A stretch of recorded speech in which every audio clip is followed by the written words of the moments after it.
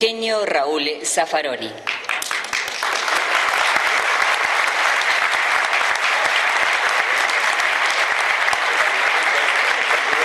El doctor Eugenio Raúl Zaffaroni es doctor en Ciencias Jurídicas y Sociales, nombrado doctor honoris causa por 31 universidades nacionales e internacionales. Ministro de la Corte Suprema de Justicia de la Nación desde 2013. Profesor, miembro del jurado de concursos para la designación de profesores, evaluador de tesis en las facultades de Derecho en distintas universidades del país y del exterior. Ocupó los cargos de asesor, director y coordinador en numerosos organismos en el tratamiento del derecho penal y sistemas carcelarios. Recibió importantes premios, condecoraciones y distinciones y se destacó como académico en instituciones científicas, ONGs, en la Argentina y en el extranjero. Autor de significativas publicaciones sobre derecho penal en revistas, artículos, proyectos, trabajos legislativos y libros, entre ellos el Manual de Derecho Penal, parte general. Participó en congresos, jornadas y seminarios, dictó cursillos, ciclos de conferencias y exposiciones sobre materia penal. A continuación se va a proceder a dar lectura al decreto huésped de honor. Decreto número 0778. Visto el arribo a nuestra ciudad del señor Ministro de la Corte Suprema de Justicia de la Nación, doctor Eugenio Raúl Zaffaroni, y considerando que el objetivo de su visita es disertar en las 7ª Jornadas Internacionales sobre Medio Ambiente, Conciencia por el Agua, que a tal efecto se procede a emitir el instrumento legal pertinente. Por ello, y en uso de las atribuciones que le son propias, el Intendente de la Municipalidad de Salta decreta, artículo 1, declarar huésped de honor de la ciudad de Salta al señor Ministro de la Corte Suprema de Justicia de la Nación, doctor don Eugenio Raúl Zaffaroni, mientras dure su permanencia en la misma. Artículo 2. Hacer entrega de la llave de la ciudad y una copia del presente decreto. A continuación, el señor Intendente Municipal de la ciudad de Salta, don Miguel Angeliza, procede a la entrega de las llaves de la ciudad y una copia del presente decreto al señor Ministro de Corte Suprema de Justicia de la Nación, doctor don Eugenio Raúl Zaffaroni.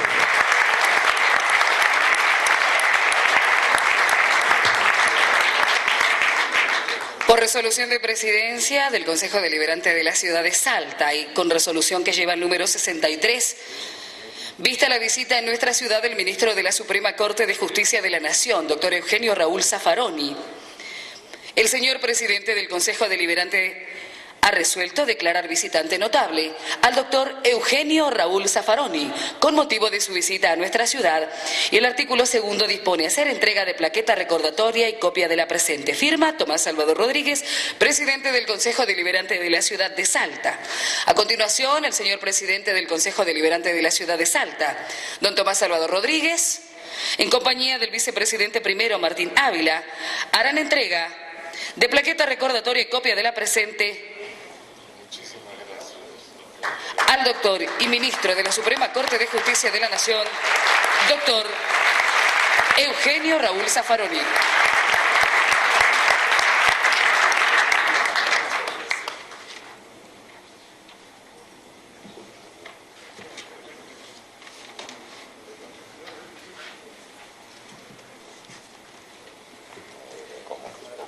Acto seguido, el señor juez de corte y presidente del Consejo Académico de la Escuela de la Magistratura del Poder Judicial de Salta, doctor Abel Cornejo, hará entrega de un presente recordatorio al doctor Zaffaroni.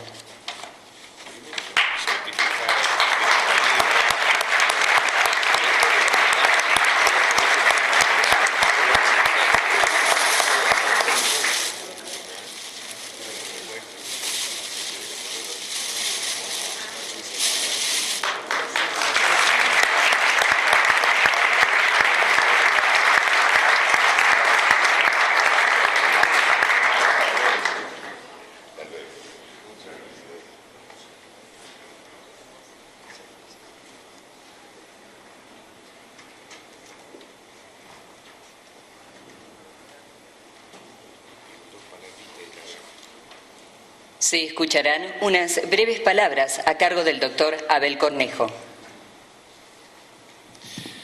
Bueno, tal como nosotros habíamos previsto con el señor intendente y querido amigo Miguel Isa, cuando lo fuimos a invitar al doctor Zaffaroni, consideramos que íbamos a tener esta concurrencia de clausura que tenemos hoy, que más allá del mérito de las jornadas,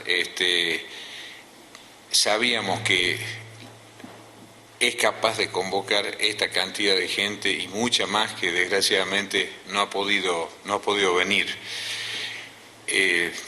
Más allá de todo lo que se ha dicho curricularmente del doctor Zaffaroni en lo personal, yo quiero distinguir tres cosas. En primer lugar, como él lo sabe, expresarle una vez más mi admiración en lo intelectual, porque yo considero que actualmente es el maestro de Derecho vivo más importante que tiene Latinoamérica con relevancia internacional, y que además de eso, a él acompaña a su personalidad como debe ser a todo gran maestro, una gran humildad, porque como dicen los chicos, nunca se la creyó, por eso sigue escribiendo, sigue participando y cada vez está más joven en el sentido.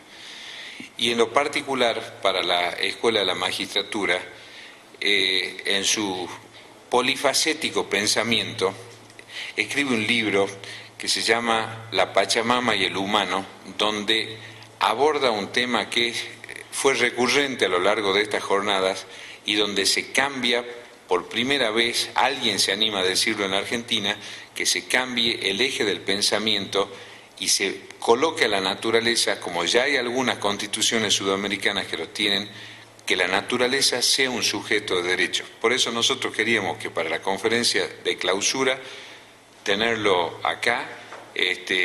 Me consta que incluso hasta cambió parte de su agenda para estar aquí en Salta, y estoy convencido que muchísima de la gente que está hoy aquí llevaba largo tiempo con muchas ganas y esperando escucharlo. Así que bienvenido, doctor, y muchas gracias por su presencia.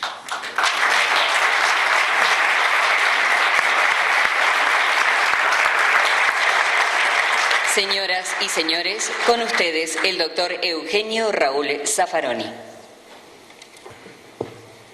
Queridas amigas, amigos, en principio quiero agradecer enormemente el honor de esta invitación y la oportunidad de que podamos conversar en esta mañana un rato sobre estos temas. Les agradezco enormemente todas estas distinciones, todos estos recuerdos.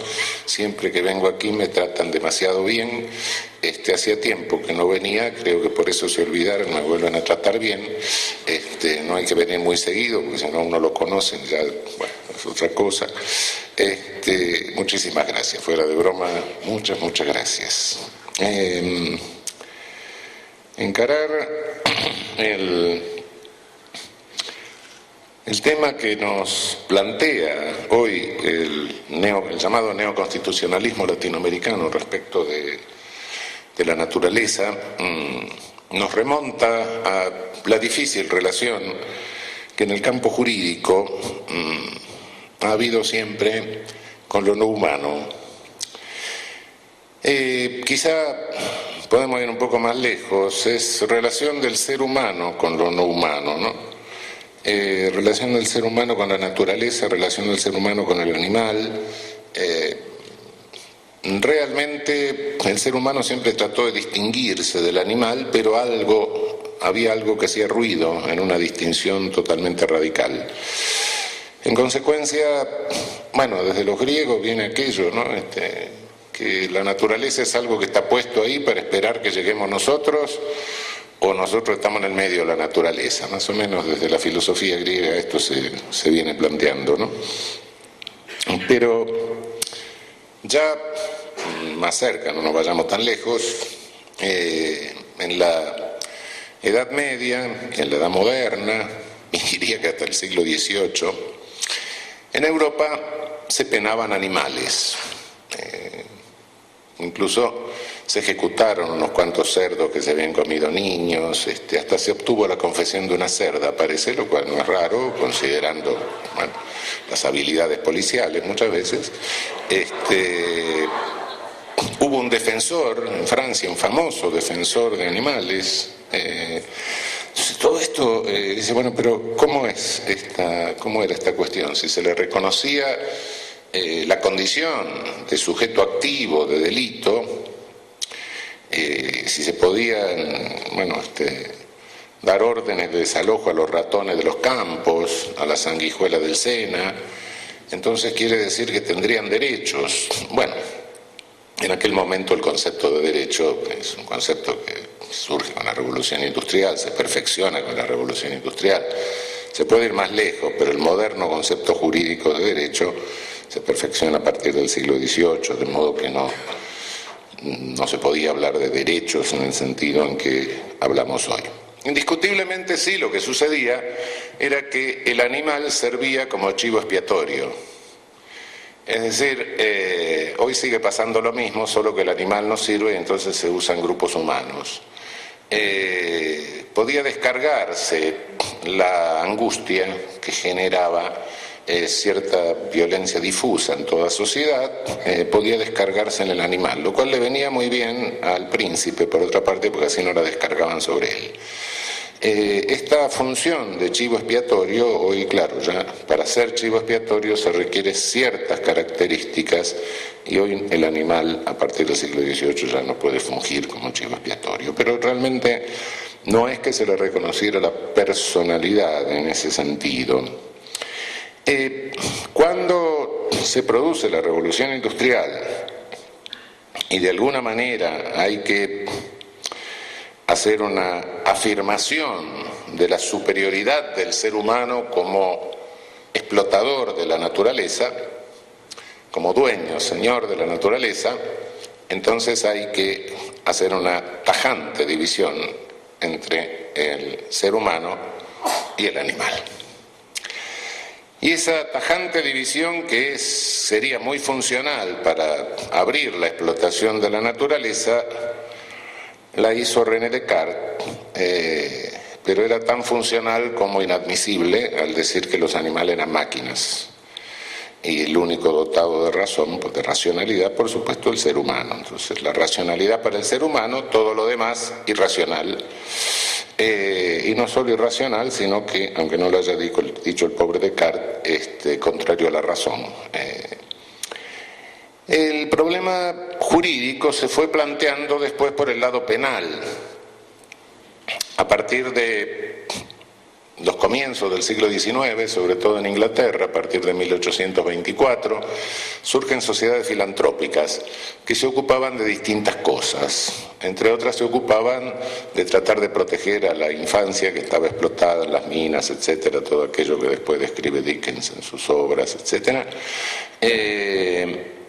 Y también de la crueldad a los animales. Entonces empezaron a surgir las sociedades protectoras de animales, empezó a haber leyes de protección a los animales, hay algún antecedente del Common Law anterior a esto, pero bueno, a partir de 1824 se instala la primera, también eran antiesclavistas, estas asociaciones filantrópicas.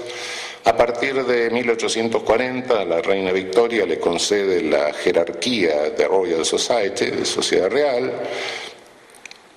y entonces se empiezan a sancionar leyes de protección a los animales contra la crueldad.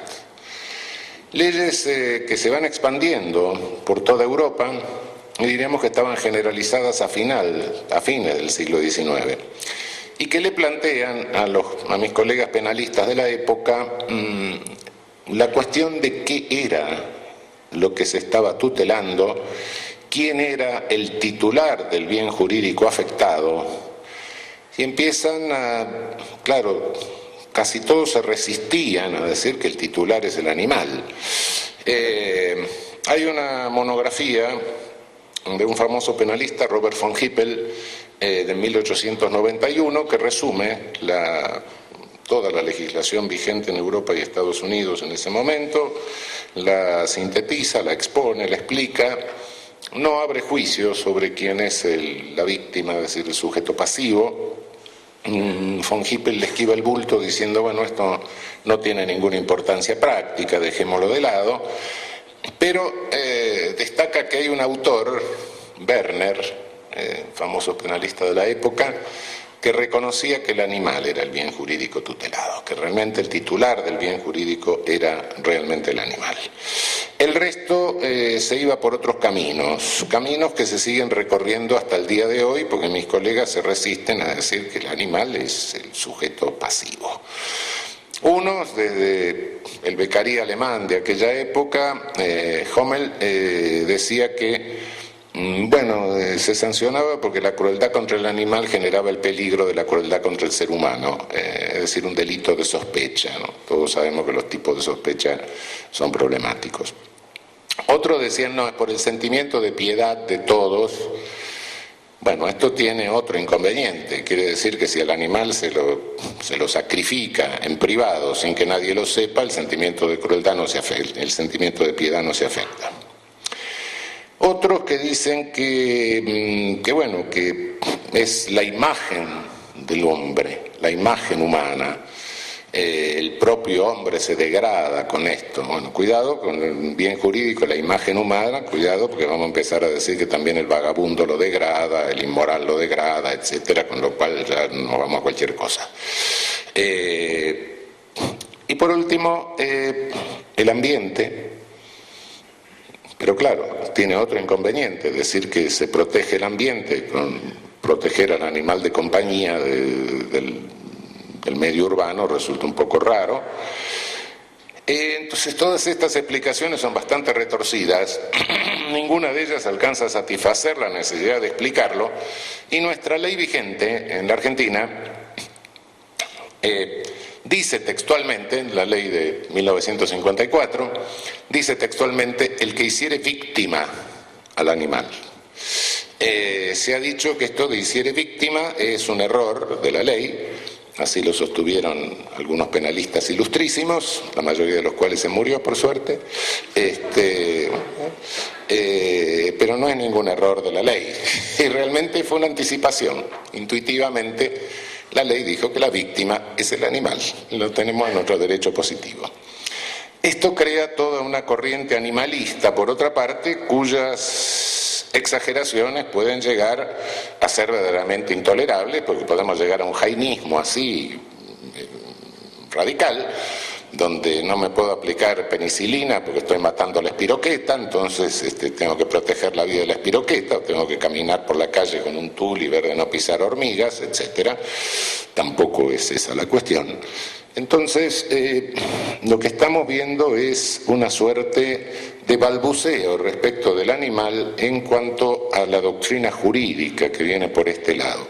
Lo curioso es que normalmente en el derecho penal entran todas las novedades, porque como el derecho penal nunca sabe muy bien para qué sirve, como no sabe muy bien para qué sirve la pena, en consecuencia todo lo que anda dando vueltas por el mundo nuevo lo capta.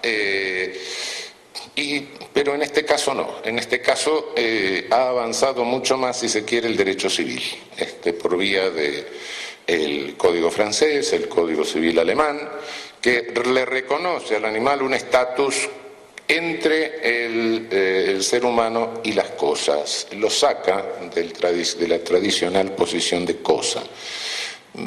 El viejo Common Law había discutido en algún momento si el animal podía ser objeto de robo como cosa, en el mismo sentido de cosa.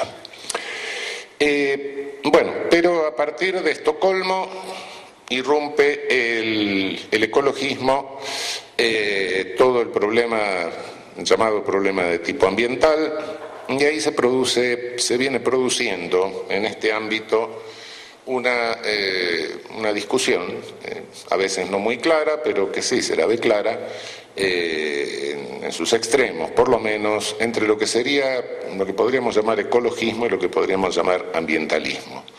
Es decir, la ecología más o menos en todas sus variantes, y lo que se llama una deep ecology, una ecología profunda, que sería aquella ecología que parte de la premisa de que la naturaleza tiene personalidad. Hay un ecologismo jurídico, pero donde más se ha avanzado es un ecologismo que yo llamaría extrajurídico o científico. Son los otros especialistas los que han avanzado más en este camino. El ecologismo jurídico, que plantea los derechos no humanos, desciende originariamente de la vertiente de Bentham, del pragmatismo de Bentham. Bentham sostenía que el derecho tenía la función de proveer mayor felicidad para todos, incorpora, por supuesto, también al animal, en el sentido de evitar la crueldad al animal para que todos los seres gozaran de la mayor felicidad posible. Y de esta vertiente hay hoy hay toda una corriente que más o menos se reconoce tributaria de las originales ideas de Bentham. No deja de haber otra corriente que parte del kantismo. Kant, por su parte, sostenía que la ética solamente regía entre seres humanos. Bueno, nadie se lo había dicho, pero él sostenía eso, claro. Y respecto del animal decía, bueno, el ser humano entre sus obligaciones éticas tiene la de no ejercer crueldad sobre los otros entes, etc. Hay un autor contemporáneo, Tom Regan, que dice, no, un momento, no es que todo ser humano es un fin en sí mismo, todo ser viviente es un fin en sí mismo, no solo el ser humano. Y en consecuencia reconstruye la ética kantiana desde esta perspectiva. Otros han entrado a la Deep Ecology por la vía existencial, sobre todo de Heidegger, Hans Jonas, y todo esto asusta a otros filósofos europeos. Ferreter Mora mismo dice, bueno, ¿a qué llegamos si tenemos que reconocer que son titulares de derechos los animales, tendremos que reconocer que son las montañas, tendremos que reconocer que son los ríos, y va a llegar un momento en que ya no sabemos de qué estamos hablando? Es decir, la filosofía europea, el pensamiento europeo, cuando se encuentra frente a este tema, balbucea. El pensamiento filosófico y jurídico mismo tartamudea, no está en condiciones de deglutir lo que está sucediendo con el problema ecológico. Otros que no son juristas, que andan por otro lado, en el campo científico han profundizado más la Deep Ecology, y entre ellos elijo uno. Dicen que es un divulgador, algunos que no es un científico, etcétera. No, es posible, no lo elijo por la claridad con que lo expresa. No sé si tiene o no jerarquía científica propia, pero por cierto, muchas veces tiene mucho valor que alguien exprese algo con claridad, y creo que James Lovelock con la hipótesis Gaia pone esto sobre el tapete con una incuestionable claridad. Se parte de un replanteo en términos biológicos. Siempre se ha considerado que la evolución, en el sentido darwiniano, se va produciendo a través de catástrofes que permiten que sobreviva el más fuerte. Esta en realidad es una versión spenceriana. Una versión spenceriana que hoy es puesta seriamente en duda.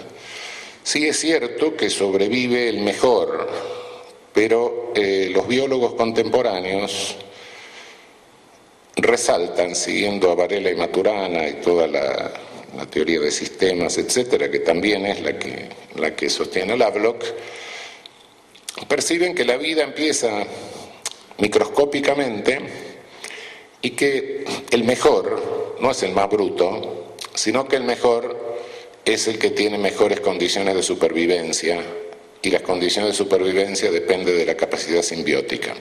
O es decir, cuando un ente existe, otro vive de él, pero no lo mata, porque si lo mata se mueren los dos, hasta que llega un momento en que se simbiotizan.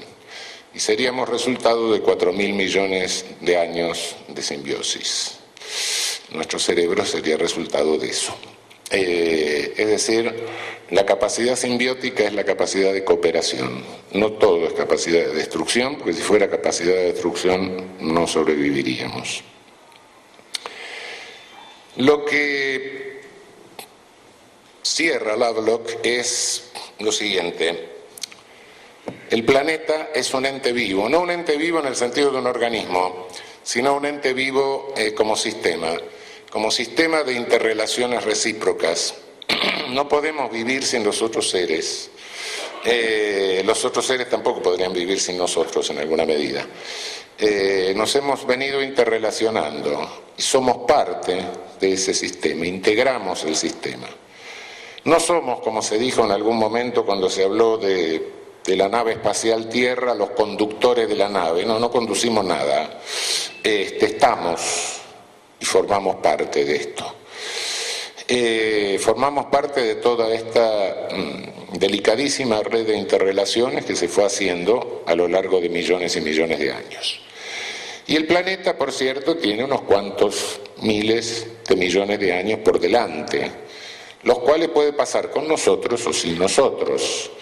Es decir, si nos volvemos demasiado molestos, el planeta puede llegar a estornudar y se terminó.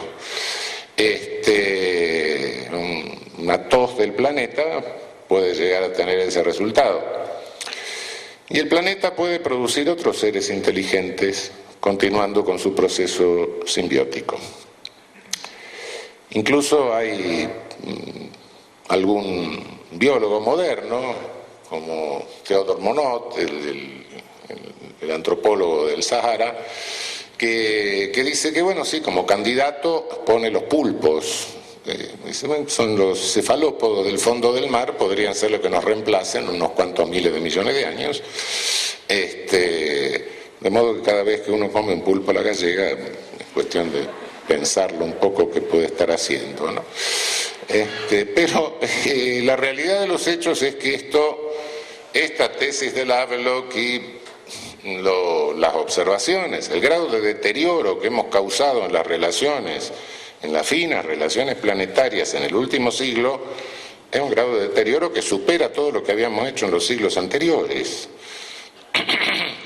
Y sí, es indiscutible que si seguimos, si nadie interrumpe este proceso, el resultado va a ser, primero catástrofes y eventualmente, si esas catástrofes no paran, va a ser la destrucción de las condiciones de habitabilidad humana del planeta, no la destrucción del planeta. Por suerte no tenemos posibilidad de hacer eso, no podemos destruir el planeta.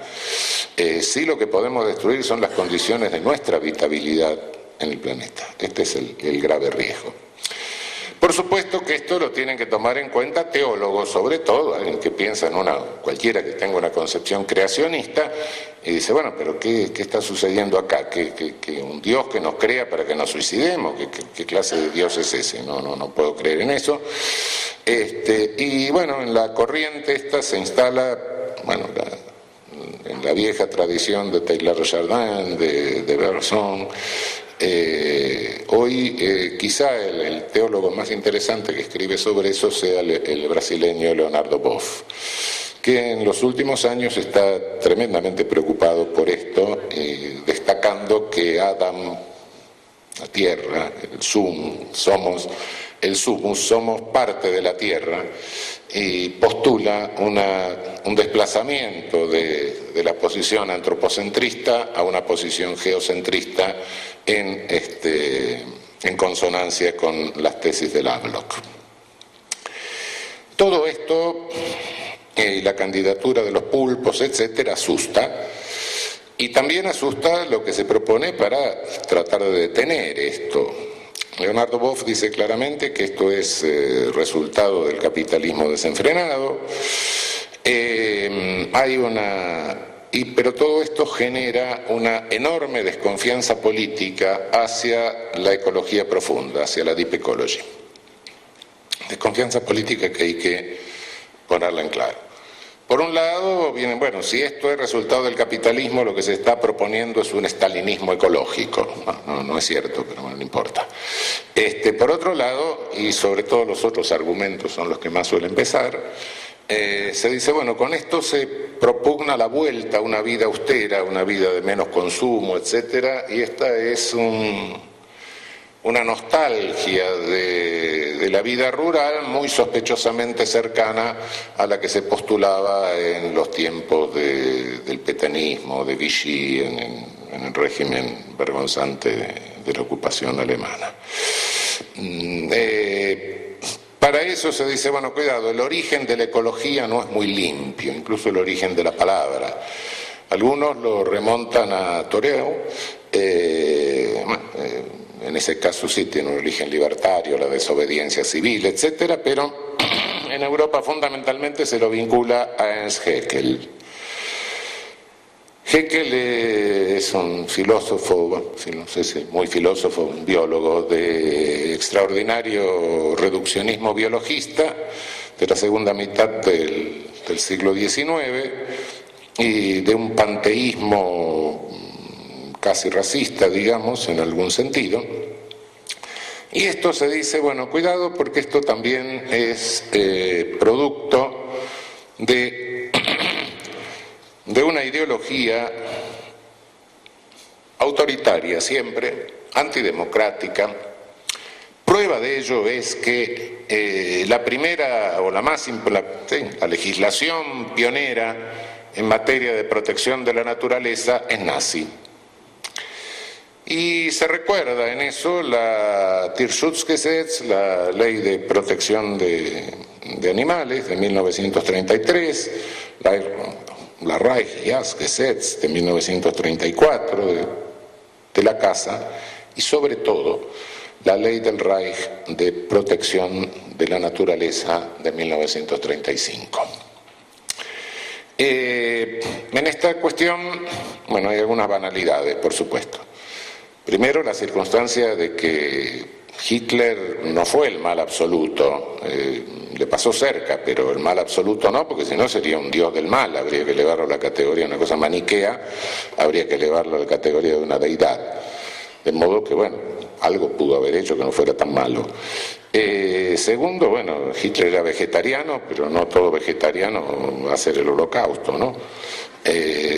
Bueno, viejita que le gustan los animales, va a comer a los gatos, no por eso quieren matar a toda la ciudad, no el que ama a los animales detesta a la humanidad, ¿no? Pero aparte de todas estas banalidades, hay una realidad histórica que es diferente. Les recordaba hace un rato el libro sintético de las leyes de protección a animales de Robert von Hippel, donde reproduce y muestra todas las disposiciones de Tierschutzgesetz de protección a animales, incluso preunitarias, anteriores a la unidad alemana, los códigos preunitarios anteriores a 1870.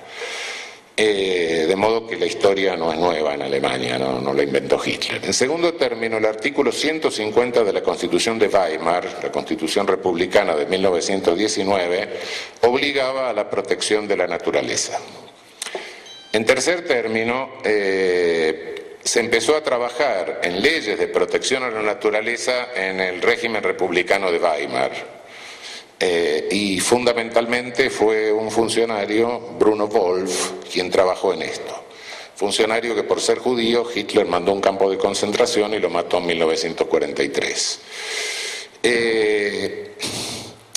La ley de protección de la naturaleza del Reich de 1935 no respondía al nazismo a tal punto que la mantuvieron en vigencia los países que ocuparon Alemania al final de la guerra y la mantuvo en vigencia la propia República Federal Alemana hasta que la reemplazó por la actual Ley Federal de Protección de la Naturaleza de 1976. Es decir, cuidado con esto, la protección a la naturaleza sí es alemana, responde a una vieja tradición alemana, independientemente de otros países que lo hayan hecho, pero no es nazi. El nazismo lo que ha hecho en esto, en última instancia, ha sido seguir lo que era una tradición que venía y que después se continuó. Les decía hace un rato que todo esto, los balbuceos filosóficos, el temor ante aceptar que hay una persona no humana, que tiene derechos. Todo esto en el centro está demostrando la dificultad que tiene el pensamiento central para hacerse cargo de esta problemática. Se confunde y es casi imposible de separar muchas veces en el concepto antropocéntrico la idea de antropocentrismo de la idea de humanismo. Se entiende que el antropocentrismo es connatural al humanismo y que por ende toda posibilidad de geocentrismo, naturcentrismo, lo que fuera, se manifiesta como antihumanista. Todo esto viene de la vieja concepción filosófica de la diferencia radical del ser humano con lo no humano, con el animal, de esto de Kant de decir que solamente cada ser humano es un fin en sí mismo, que los otros entes no se les reconoce el fin de existir, por ejemplo, no tiene sentido. No sé quién le dijo a Kant esto, se ve que no le preguntó a los otros entes, interpretó por su cuenta. Tampoco sé quién le dijo a Heidegger que todas las cosas que no son humanas, todos los entes que no son humanos tienen un wofür, un para qué humano. La idea de esto da un poco, no sé, nos remite un poco a la imagen de Chaplin jugando con el globo terráqueo en El Gran Dictador, ¿no? En el fondo de esto está todavía el exabrupto de Descartes, no hay nada que hacerle. Pero, ¿qué es lo que impide o dificulta la captación de esto en el centro? Fundamentalmente, a mi juicio, es un problema de conocimiento, de método de conocimiento, de la forma de acceso al saber que se produce, se genera, quizá desde el cierre de la Edad Media, dice Foucault, etc. Bueno, no sé, quizá un poco más, pero de cualquier manera, la idea de que saber es poder, que viene de Bacon, la idea de que saber es poder, es una idea que genera un conocimiento de dominus, un conocimiento de señor, un conocimiento señorial. Saber es poder. ¿Poder qué? Poder dominar. Esa es la cuestión. A medida que cuanto más sé, más puedo dominar.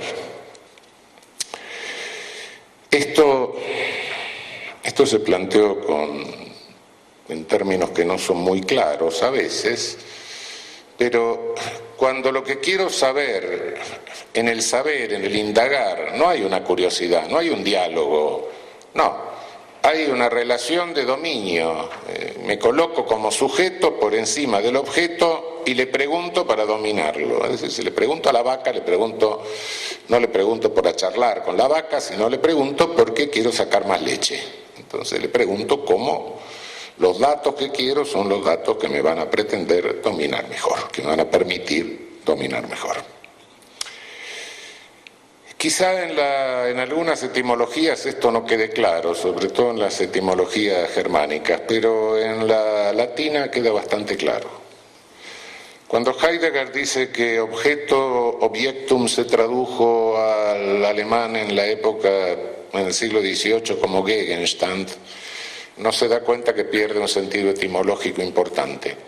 Gegenstand es algo que está enfrente, objeto no es algo que está enfrente, es algo que se nos arroja en contra. Objectum, se nos yecta en contra. Y efectivamente, el sujeto le pregunta al objeto y el objeto le responde. La vaca le responde con toda su entidad, con toda su vaquidad, claro, muge. Y el sujeto no está preparado para recibir esa respuesta. Está preparado para seleccionar nada más que los datos que le sirven para el dominio, pero no el resto de la respuesta que se va acumulando. Se va acumulando entitativamente, lo va empujando, lo va aplastando, y sujeto, ¿qué significa? Eyectado para abajo, sí, lo domina. Cuando decimos que la tecnología domina al ser humano, ¿qué es lo que estamos diciendo? Estamos sintetizando en definitiva este fenómeno. pregunto para dominar y al final resulto dominado como resultado de la respuesta entitativa, la respuesta completa que cada ente me da como ente, ¿no? Cuando meto los dedos en el enchufe recibo una descarga eléctrica. ¿Por qué? Porque la electricidad me contesta eléctricamente, no puede contestar de otra manera, cada uno me contesta con su esencia. La piedra me va a contestar con un golpe, claro, uno tiene otro. Es la esencia de cada ente. Bueno, este saber de señores, cuando se lo aplica a otros entes, siempre el otro tiene que estar en una situación, en un plano inferior. Cuando el otro ente es un humano, pasa lo mismo. De modo que esta forma de conocimiento es la forma de conocimiento que ha ido reduciendo a lo largo de la historia el concepto de persona, o sea, de sujeto de derecho. Y efectivamente este concepto se ha reducido insólitamente a lo largo de la historia. Conforme a este conocimiento de dominus y a esta jerarquización de seres humanos, también nació el racismo como complemento indispensable del colonialismo y del neocolonialismo.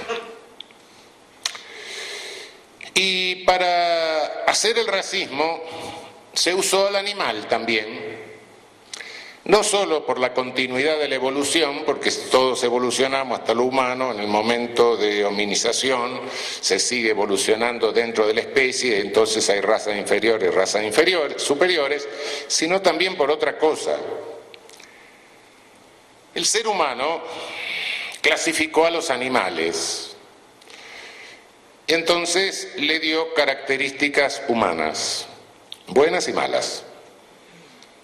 El caballo, noble, el perro, fiel, el gato, medio satánico, el burro, medio bruto, el cerdo, asqueroso.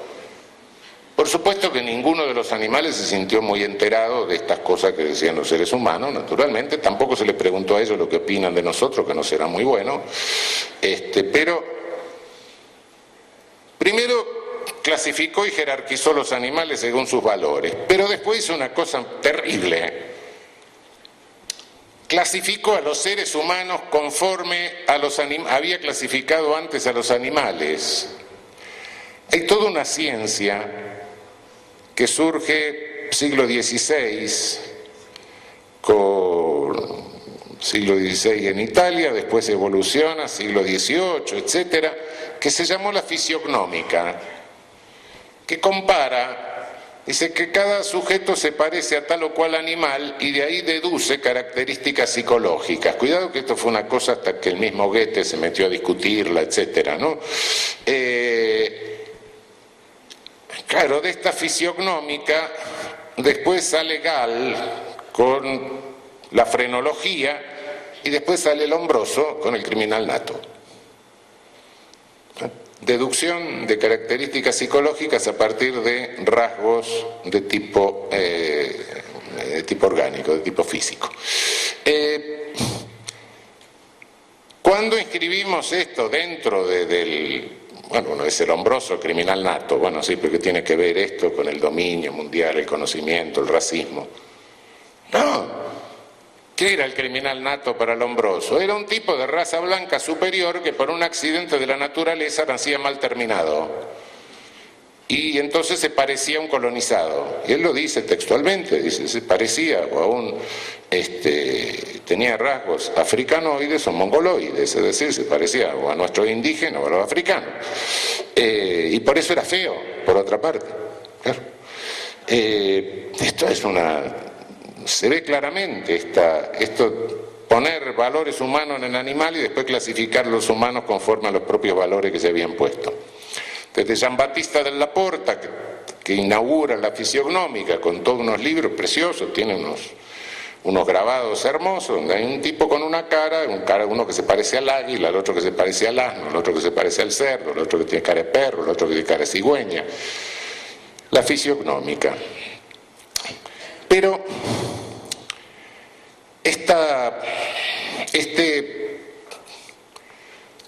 esta concepción jerarquizante, ya no de seres no humanos, sino de los propios seres humanos, se lleva a cabo racionalizándola desde el siglo XIX por dos vías. Una es la vía idealista y otra es una vía de grosero y burdo materialismo.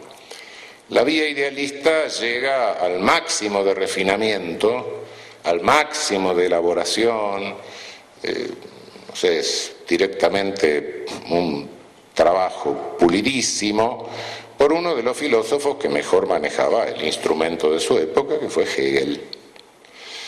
Según Hegel, el Geist, el espíritu de la humanidad, avanza, con él a la cabeza, por supuesto, avanza y se va extendiendo por el planeta, y a lo largo de ese avance va dejando a su lado a los africanos que se parecían a los animales, a los monos, dice, a los orientales porque eran teocráticos, a los árabes islámicos porque eran sensuales, a los judíos porque estaban sometidos a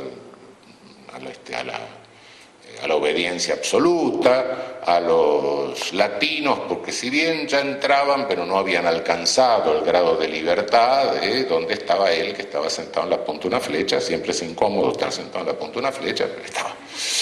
Esta era la vía idealista de jerarquización de este Geist que avanzaba civilizatoriamente. Hoy diríamos que dejando algunos daños colaterales, que eran los genocidios que iba haciendo en su camino, claro, pero más que un espíritu, esto parece un espectro que va avanzando, ¿no? Pero esta era la vía idealista. Por supuesto, insisto, Hegel era un filósofo, era un filósofo finísimo, frente a la razón, que sí había partido de Descartes, pero Kant había dicho, bueno, cuidado, la misma razón me muestra que hay algún límite en el ser humano. No, Hegel se va al romanticismo y dice, no, lo único que tiene realidad son los principios infinitos. Listo, terminemos la historia. Y en lugar de la razón como acceso al conocimiento kantiano, se va a la razón como motor de la historia, y entonces viene el Geist con sus consecuencias.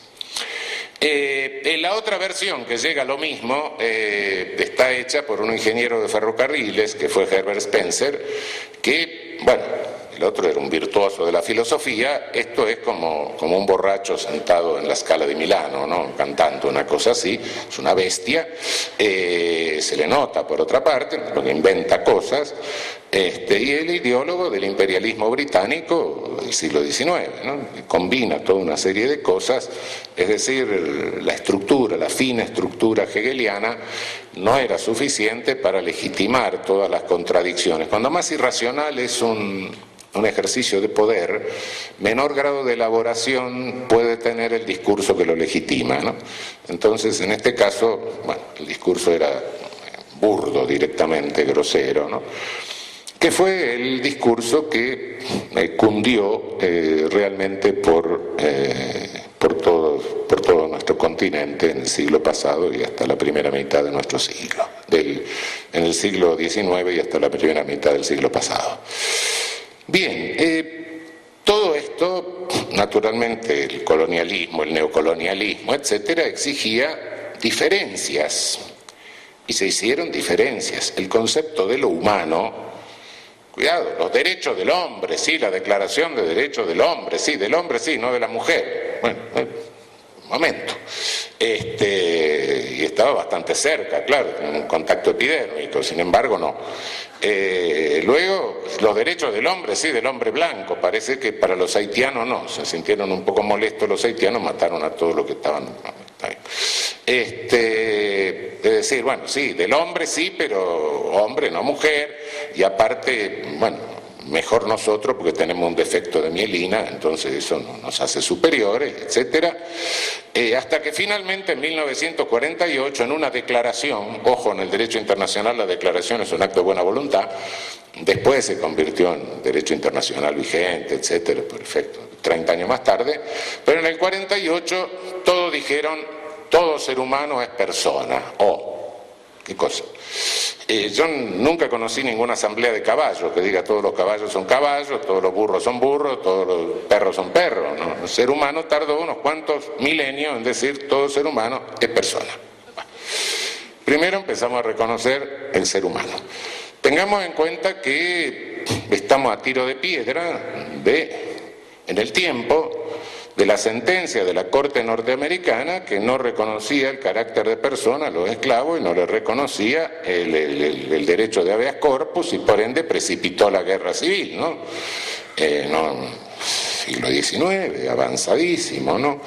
En fin, es decir, el concepto de sujeto de derecho, el concepto de persona, es un concepto que se ha ido ampliando a lo largo de la historia y por otra parte, el concepto de antropocentrismo es cada vez que el antropocentrismo recibió un cierto golpe, se reaccionó violentamente contra el que se lo dio. Copérnico, no, miren que no somos el centro y el Sol gira alrededor, estamos girando nosotros alrededor del Sol, ya la cosa no gustó nada. Después vino Darwin diciendo, no, mire que somos resultado de una evolución de muchos miles, millones de años, tampoco. Después vino Freud y dijo, miren que no somos tan racionales, unas cuantas cosas que sacan, no sabemos dónde salen, pero guarda que tan racionales no somos, y bueno, también hay otro golpe. En definitiva, de pronto nos sorprende la Constitución de Ecuador, la Constitución de Bolivia, 2008, 2009, invocando la Pachamama, invocando el buen vivir. Y claro, yo sé que como todo golpe al antropocentrismo también será ridiculizada, será estigmatizada, etcétera. El reconocimiento del carácter de persona, del carácter de titular de derechos de la naturaleza en estos dos países sudacas, no nos olvidemos que en 1917, cuando se sancionó la Constitución mexicana, la Carta de Querétaro, no por presión de juristas, porque estaban los licenciados y los licenciados decían no, todas esas cosas tienen que ir derecho de huelga, todas esas cosas tienen que ir a las leyes, pero los diputados campesinos, obreros, dijeron no, esto tiene que estar en la Constitución y lo pusieron en la Constitución. Y de esa manera el constitucionalismo social, que se fue extendiendo a lo largo de todo el siglo XX, nació en nuestra América Latina. Y ni siquiera por impulso de juristas, sino por impulso de campesinos y de obreros. ¿Que se cumplió o no se cumplió después? Es otra cosa. Pero recién 2 años más tarde, en 1919, en Europa es la Constitución de Weimar la que consagra disposiciones de constitucionalismo social. Creo que de la misma manera hoy estamos inaugurando un constitucionalismo ecológico. Que tardará, por cierto, por las contradicciones que tiene el centro en admitirlo, pero al invocar la Pachamama, al invocar el buen vivir, ¿qué significa? Significa nada más ni nada menos que lo mismo que Lovelock nos viene a decir desde el otro lado del mundo. Significa decir, cuidado, somos parte de esto. La Pachamama no es un ente creador, es un ente protector. No tiene lugar de culto especial. Se la cultúa en todos lados porque está en todos lados. La Pachamama nos nos indica que somos parte de esta naturaleza. Y nos señala que sí, como parte de la naturaleza también tenemos derecho a vivir de la naturaleza, claro, pero no a destruirla. Y es mujer, ¿sí? Cuidado, esto se extiende a lo largo de todo el continente con otros símbolos. Se extiende con Nuestra Señora de Guadalupe, símbolos sincréticos, sin lugar a dudas, si los hay. Tzontín, el mismo templo, el mismo lugar, se aparece un indio, etc. Y cuando Hidalgo proclama la independencia, la proclama con un estandarte de la Virgen de Guadalupe. Y cuando las tropas revolucionarias entran a la Ciudad de México, lo hacen llevando el estandarte de la Virgen de Guadalupe. Y si vamos bajando, vamos a encontrar en Venezuela la deidad de los lagos, femenina. Y vamos a llegar a nuestro territorio y vamos a encontrar la difunta Correa. Es lo mismo, es la Madre Tierra, en distintas versiones, en distintas significaciones. ¿Será un arquetipo? Un arquetipo. Puede ser. Yo no doy por ciertas las teorías de Jung, pero bueno, si son ciertas, y es una marca, un arquetipo universal, y estamos reconociendo constitucionalmente nada más ni nada menos que un arquetipo universal. Sería, no es como para despreciar, sino que es para realzar la importancia de lo hecho. Por supuesto, esto obliga a otra vuelta de tuerca, a reconocer, a ampliar el concepto de persona, concepto que en la propia idea hegeliana estaba reducido. En tanto que Hegel trataba de reducirlo, esto lo amplía. ¿Y por qué trataba de reducirlo? Trataba de reducirlo porque para él persona era el que alcanzaba el grado de conciencia que se parecía a lo que él creía. Y los que no eran gente como uno, porque no creían lo mismo, no tenían el carácter de persona y por ende no podían actuar con relevancia jurídica. Esa era la elaboración más fina que tenía la consecuencia práctica de este saber al distribuirse por el planeta, al extenderse por el planeta y al legitimar la versión neocolonialista. Esta respuesta viene desde el sur. Es un encuentro de dos concepciones civilizatorias. El de Lovelock, que viene por allá, al margen de sus filósofos y al margen bastante de sus propios juristas que dicen, no, miren que acá está pasando esto. Es un ecologismo profundo de origen científico, no jurídico.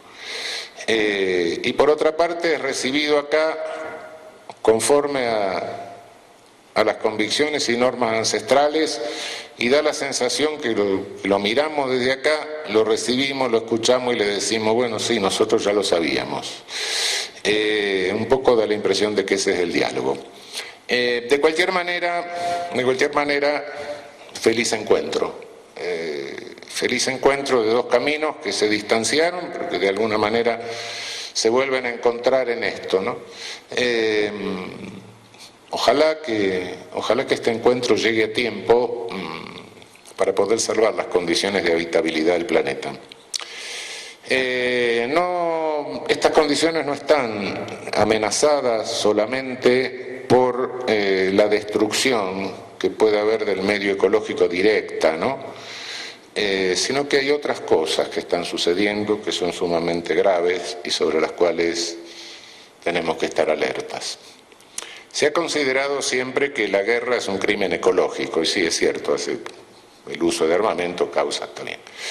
Pero hay otras formas, el genocidio, las masacres, tienden a ser resultado de problemas ecológicos. Hay un reciente libro de un antropólogo que se dedica a estudiar cómo se extinguieron algunas civilizaciones, desde la isla de Pascua, los mayas, etc. En realidad, el proceso de desertificación de tierras genera desplazamientos. Esos desplazamientos se producen sobre territorios que están ocupados por otros. Estos territorios que están ocupados por otros, naturalmente los que los ocupan se resisten. Y estamos teniendo ya fenómenos de esta naturaleza, como Darfur, estamos teniendo ya fenómenos de esta naturaleza. Es decir, los problemas ecológicos son problemas generadores de masacres.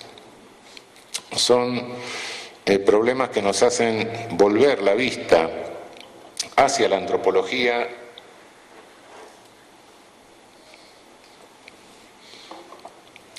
hacia las formas en que han desaparecido otras civilizaciones, y no creamos que la nuestra, por ser planetaria, es inmune a eso. No, no es inmune.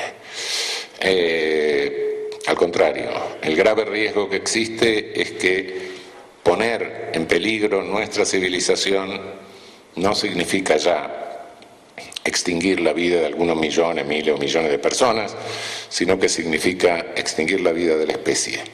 Hemos llegado a un siglo que parece ser un siglo crucial. Se pone interesante, por cierto. Este feliz encuentro entre lo que nos dice aquella civilización y lo que sale de una tradición nuestra que no logró ser destruida pese a los 5 siglos de dominación y de todos los esfuerzos que se hicieron por hacerla desaparecer, espero que sirva como alerta y como toma de conciencia de la gravedad del siglo que nos toca vivir. En este sentido, comparto la opinión de un filósofo que dijo que el ser humano no es racional, pero puede llegar a serlo. Y confío totalmente en que lo va a hacer.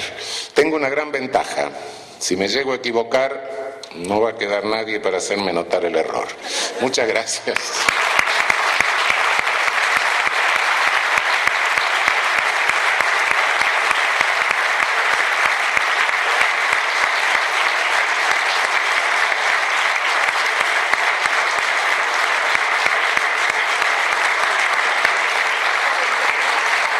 Acaba de realizar su disertación magistral el doctor Eugenio Raúl Zaffaroni.